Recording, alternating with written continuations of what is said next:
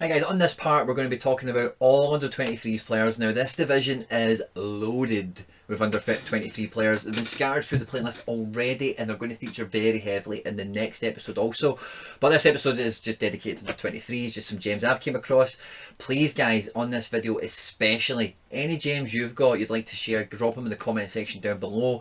Like, subscribe, share, retweet, all that good stuff guys. Stay out of trouble and let's get stuck into it.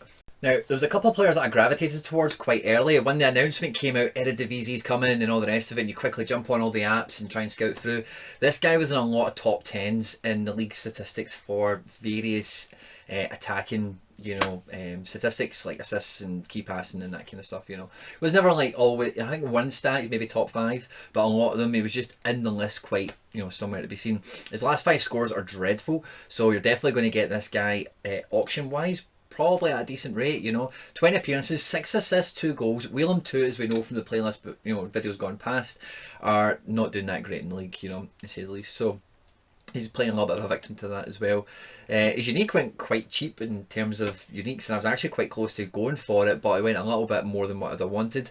But even the rares, as you can see, the kind of prices they've went for a Belgian player who's got another year or two at least under 23 level, who is contributing the way he is a very good price at the moment. Now his name does appear like this on a lot of websites, so you might struggle, maybe why you can't find him on SoRare if you've been looking for this guy with this name in Daishimi, or Daishimimi or something like that. And equally, if you're looking for him on our websites, you can't find Mike Trezor, might be coming up as Mike Ndishimai.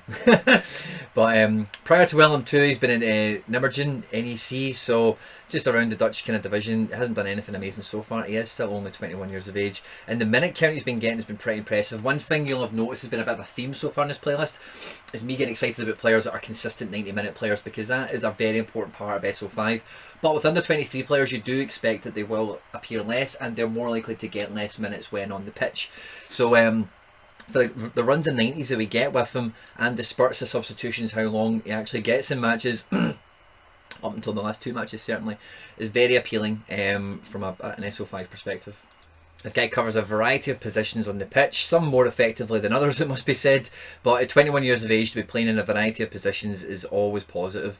His weaknesses do show up here, quite negative it must be said, but his strengths are worthwhile noting, finishing, key passing, dribbling, lovely, and defensive contribution, lovely strengths to have for a young midfield player or a young winger, depending on how you want to view this guy. 6 assists and 2 goals, as I said at the beginning of the video, is a lovely return for somebody of this age. Especially at a team that are floundering towards the bottom of the league, this is probably the graph we've looked at most in the playlist that has, that has the most amount of reds in the playlist, it must be said. But for a young attacking midfielder type player, winger, he's got the high scores there, he's got a good spread of greens, he's got a good amount of greens as well. And for the kind of price levels you can see him going for there, for his rare, I find that very appealing. It's very easy to get into under 21s now, I think, with a lot of these Eredivisie cards. Now our boy here, Cyril Ngong, is actually injured at the moment, bit of a DNP merchant, but as you can see, and this is a nice telltale sign, he's got a nice amount of followers on the platform already. He used to have a Bruges card, I forgot actually that from when I did the research ages ago before getting the time to make the video. But he does have cards already, and his auction prices have been fairly modest considering the fact he is injured as well, so definitely one to keep your eye out for. Flash scores, it doesn't appear, they don't know how the transfer has actually happened. It's a question mark, it's the first time I've seen that. But going from Bruges to PSV is always a good little hallmark of a talented youngster, certainly. His big injury recently obviously has kept him out of the team and you'll need to wait for his return. But still at 20 years of age, former Bruges prospect, he's definitely got a lot to offer. Almost averaging basically 70 minutes a game. He's got 2 goals and 2 assists. His passing percentages and shots per game is a good level as well, considering the lack of minutes he's kind of had so far. Tackles is at a high rate, I suppose. That's nice to see.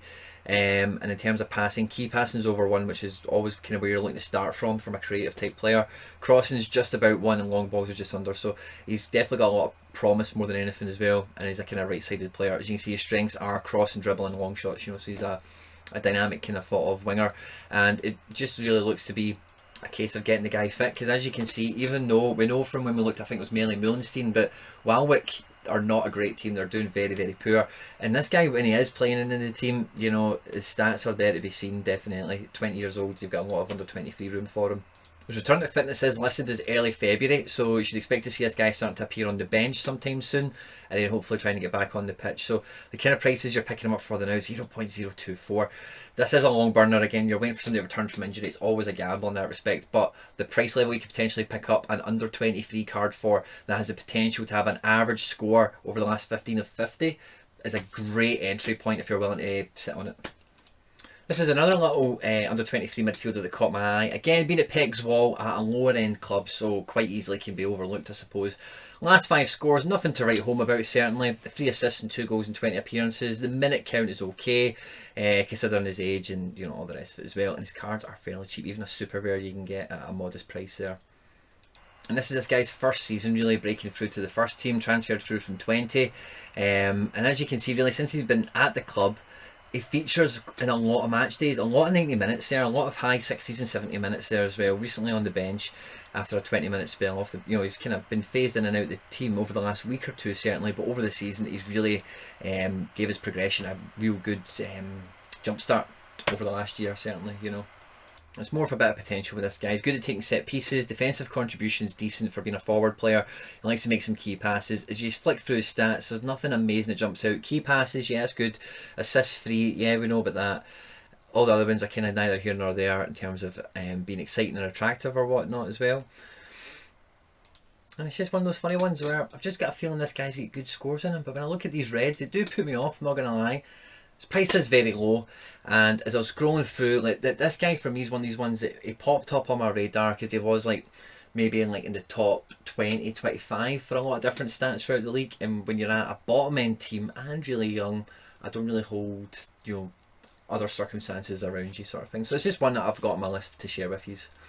Now this guy popped on my radar at the Wonder Kid auction, the power hour they done after Eredivisie came on, because he was in it and I thought, I've never heard of this guy. He's a wee 18-year-old striker at Sparta. He's not got too many cards. They've all went really, wow, look at that, super rare. All went really, really cheap. This has really been his breakout season at Sparta, so I had to Google the guy. There's a wee bit of a write-up, wee bit of a press about him. But again, an 18-year-old striker. He's not played in the last bunch of matches. Leonard Tai, who we spoke about in previously in the playlist, has kind of nailed down that spot ahead of him. But he was used a bit more frequently earlier on in the season, getting more minutes, getting some contributions up the pitch, which was lovely for him. His minutes have been so few, there's not really much to go on in terms of hard data and that sort of stuff as well. It is more a reputation and a promise sort of situation. But like I said at the top of the video, for the sort of price you could hope to pick this guy up for, once he does start actually getting a few more minutes and getting himself into the team at 18 years of age, you've got potentially the thick end of 5 seasons in under 23s. So if the hype's anything to go on, then this could be a lovely little cheap one you can just put in the back burner, wait for him to get some minutes, wait for him to make an impression, and it could come right for you in the near future. Now this guy is ready to rock. He is playing every week. He's doing well now. His last 5 scores aren't amazing, but over 35 appearances. Look at the minute count. It's absolutely huge. And we've got 10 goals and 8 assists for the Norwegian. He's doing really good at Groningen.